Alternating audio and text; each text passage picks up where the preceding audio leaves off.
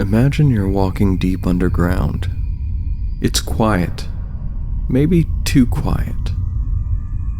And then the ground starts to shake. You feel it before you hear it. Then there's a sound, low and distant, like thunder through stone. And just when you think it's over, whoosh! 80 feet of nightmare erupts from the wall with rows of teeth and a stinger the size of a ballista. That is a purple worm. One of the most iconic monsters in Dungeons & Dragons, and one of the oldest, these subterranean titans have been eating adventurers and mining through lore since the game's earliest days. Hi everyone, local Game Master Jimmy here. Some of D&D's most popular monsters are filled with some of the best lore.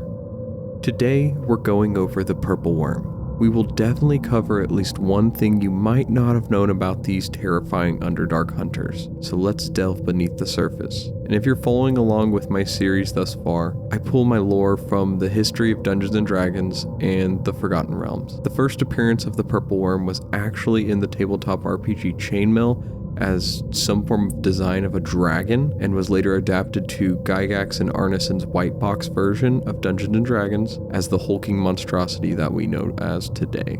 Unlike the others we have talked about so far, this is the first creature that we're talking about that uniquely did not draw its origin from somewhere in history other than some other type of giant worm that would have influenced some form of genre. So let's begin. Purple worms have tunneled through the different editions of Dungeons & Dragons, having their lore expanded upon from each edition to the next. In all editions of the game, they're classified as having the largest size category it could be placed in. These all-consuming tyrants can be commonly 5 feet in height to 80 feet in length. Like their name implies, they are framed with layered rows of vibrant purple chitinous plates covering their entirety of their body. Only beyond the threshold that is its all-consuming maw would you expect to see anything else.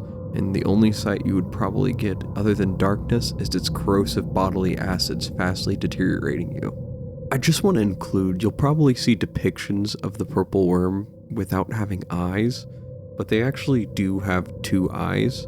But it's probably not their number one sense, which is likely their smell or the ability to use their tremor sense, which we'll talk about.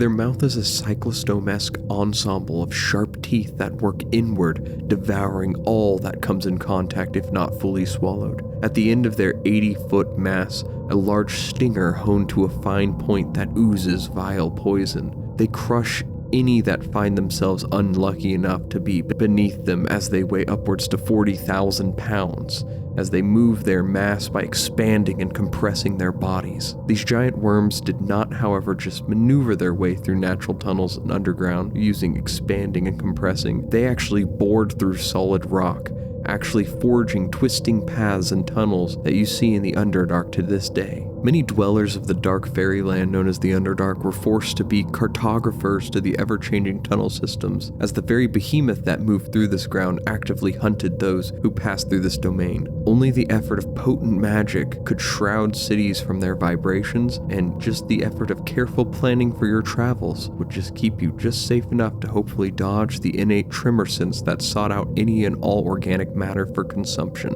While you might find the easiest solution is to give up your merits and abscond to the coast or the far stretches of deserts like Kalimshans, you would sorely regret such decisions, as many purple worms have been known to migrate to these stretches of land, finding havens in deserts like Kalimshans, or even adapting to aquatic travel. While a purple worm might not be perceived as the most adept swimmer, the very same techniques they would use for traversing caves would work within bodies of water, propelling them at accelerated rates. Many creatures skulk in the dark beneath the world, drow with poisoned blades, mind flayers with their writhing thoughts, but none inspire dread like the purple worm.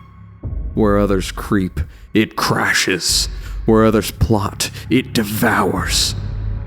It does not hate. It does not think. It simply hungers. And the Underdark trembles when it comes. What made a purple worm terrifying wasn't a complicated societal upbringing or heightened magical prowess. It was just simply bigger and stronger than you. While they lacked anything more than an animal's level of intellect, it was never satiated, forever hunting for its next meal, which more than likely could be you. The diet of the purple worm was any organic matter it came across. And to elaborate on their burrowing, the material in which purple worms burrow through is often broken down and excreted while they are on the move.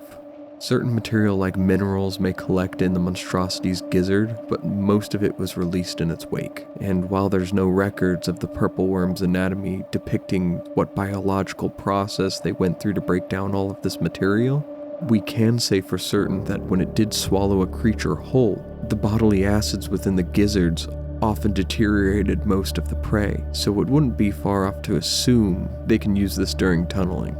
The purple worm is consistent in the way that it confronts its prey when it surfaces to fight, coiling its body up and using a combination of its tail and maw to consume or impale the unfortunate. And around this time you'd expect monsters to band together in a dark covenant. Purple worms stand alone, each an island of hunger in the abyss. There's no communal layer of writhing carapaces or synchronized gnashing maws. The idea of a dozen purple worms flailing in a concert is somehow both whimsical and horrifying. And in truth, they interact as snakes do mostly, crossing paths only to mate, then vanishing into the maw of their solitary hunt. When they do breed, they leave behind a clutch of up to 6 colossal eggs, gleaming silvery orbs nearly 3 feet across, suspended like grotesque lanterns by their sticky, vile saliva. These eggs hang in hidden caverns, each shell as tough as tempered steel, yet so delicately poised that a stray tremor might send them crashing into the stone floor below. These hidden grottos, known commonly as nurseries, are scattered unpredictably, even along the walls of abandoned dwarven mineshafts. A miner might chip at rock and unearth one of these floating eggs without warning.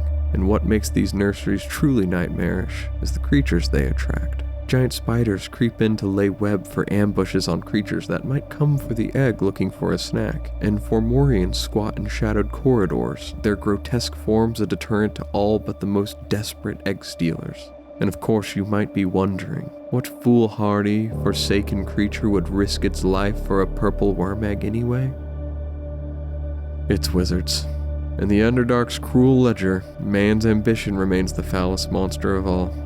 So, what of subspecies of purple worms? Let's paint a picture of each of them for ease of understanding.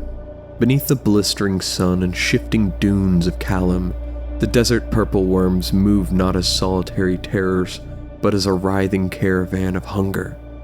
Sand crackles beneath their segmented hides as they follow in the wake of Memnon's manifestations, those being rippling bursts of arcane force that loosen the salt-baked earth.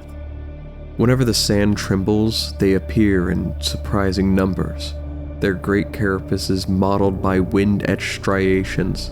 Yet the ancient magics woven in the tradeway form an invisible barrier that no desert worm has ever tunneled beneath.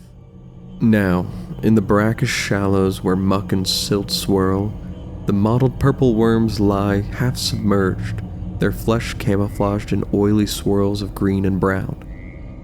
They drift just below the water's surface, barely rippling the slime-thick current, until a careless fish or drowned traveler passes overhead.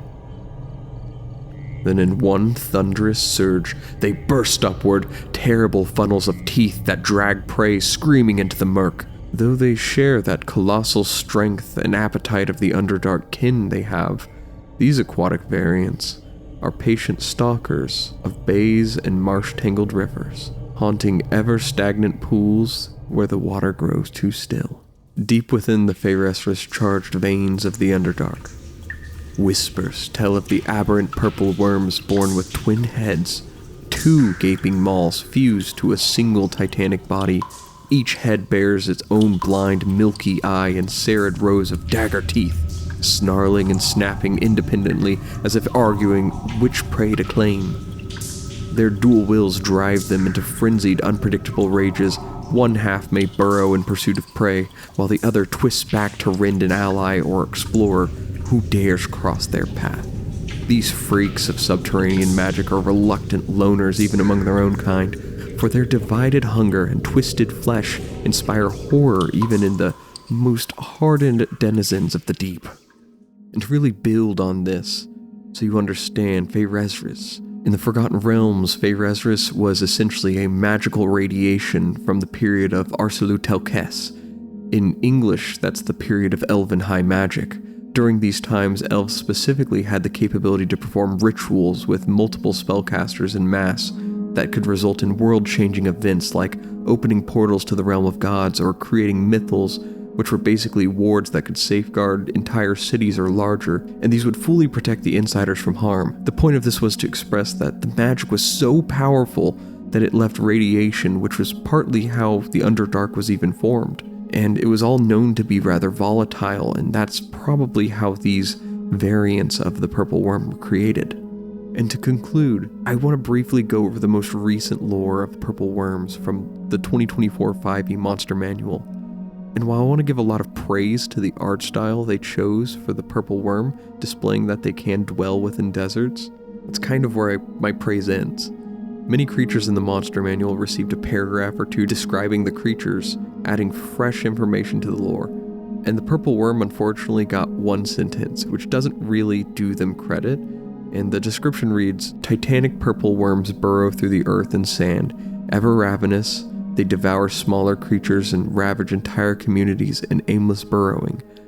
And while I appreciate the description can be generally straightforward, they have a small descriptor text that kind of does more than that entire sentence does.